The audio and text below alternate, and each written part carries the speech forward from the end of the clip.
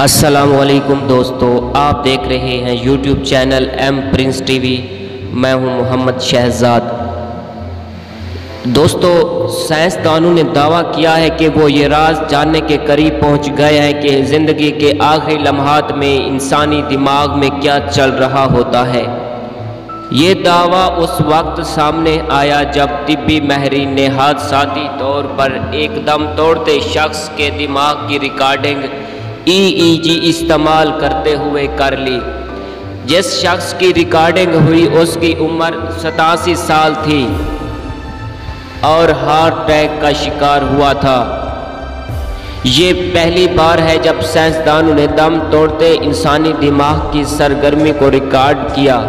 انہوں نے بتایا کہ دماغی لہروں کا جو پیٹرن اس شخص کی موت کے وقت ریکارڈ ہوا وہ خواب دیکھنے، یادیں دہرانے اور مراقبے کے دوران دماغی سرگرمیوں سے ملتا جلتا ہے۔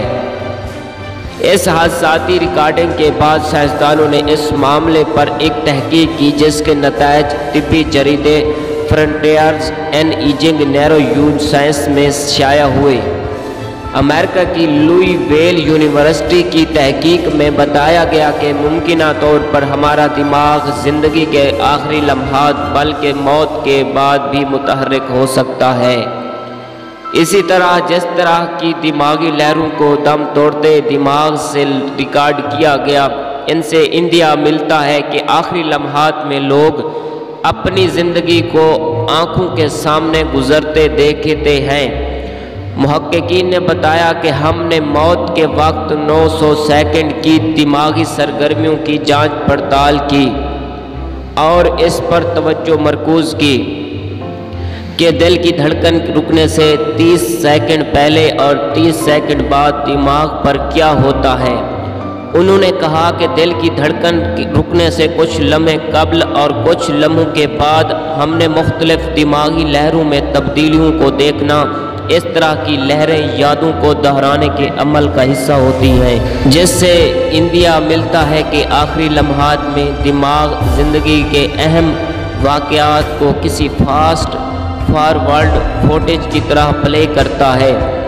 ان کا کہنا تھا کہ یہ دریافت زندگی کے اختتام کے بارے میں ہماری سمجھ کو چیلنج کرتی ہے۔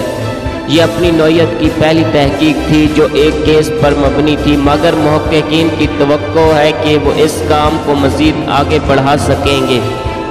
انہوں نے بتایا کہ نتائج سے ماہرین کو آخری لمحات میں زندگی کو دوبارہ دہرانے کے عمل کو زیادہ بہتر طریقے سے سمجھنے میں مدد ملے گی، جس کو موت کے منہ سے نکل آنے والے افراد بھی رپورٹ کرتے ہیں۔ دوستو، ویڈیو اچھی لگے تو چینل کو سبسکرائب کرنا نہ بھولنا، لائک کمنٹ شیئر لازمی